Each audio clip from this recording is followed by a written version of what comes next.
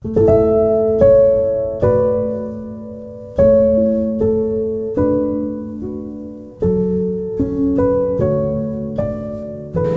ng nanay. Last year namatay yung father ko dito rin sa lugar dito. Masarap kasi pag merong mas nakakatanda ka eh. Lahat ng inyong mga decision, lahat ng inyong mga pasya, may magulang kang isa sa alang-alang.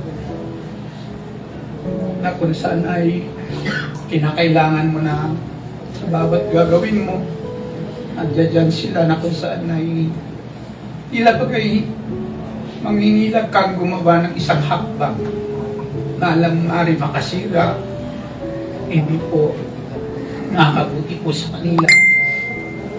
Napakabait kasi ni Mama. Napakabait po ni Mama. Napakabait niya sa mga bata. Napakabait niya po sa amin. Si Mama po kasi napakadaling lapitan iyan.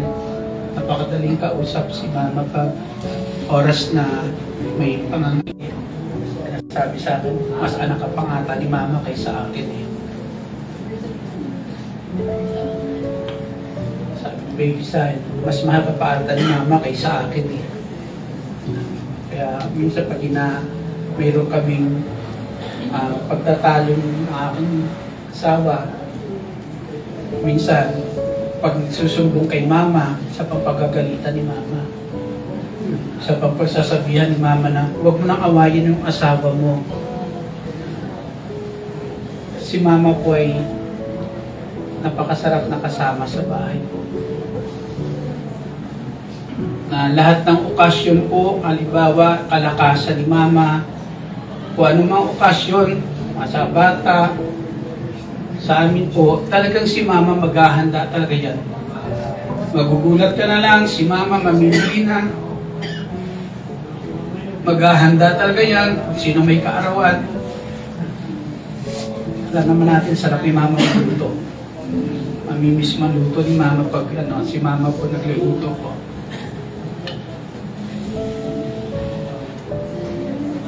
Si Mama isa rin sa katuwang ko sa prayer.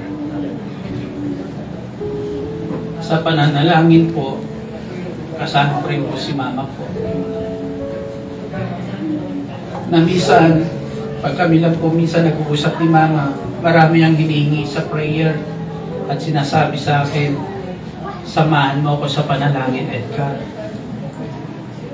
Samahan mo ako sa panalangin.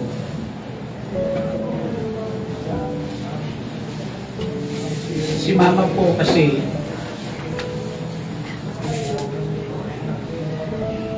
napakasikaso po ni Mama, lalo na sa mga bata. Lalo sa mga bata po, kaya hindi ko yan makakalimutan si Mama kung paano inaalagaan po yung kanyang mga apo. Kung paano niya pinahalagahan po yung kanyang mga apo.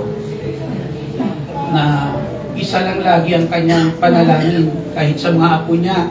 Pag nananalangin yan, makikita po natin na kapag si Mama po nanalangin, lagi yan sinasabi sa mga apo niya, kaya mo yan, ibibigay niyan sa iyo ni Lord, huwag ka mag-alala, ibibigay sa iyo ng Lord.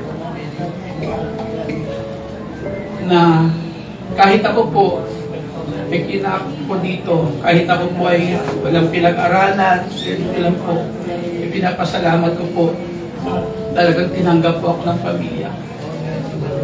Tinanggap po ako nila Kuya Paul, ni Kati, si Mama. Dumating ako sa punto po na magsanay. Mas lamang yung stay ko dito po kaysa mga kapatid ko doon sa Pasay, sa Pinansus. Kasi iba po, iba na kung saan nakasama ko si Mama.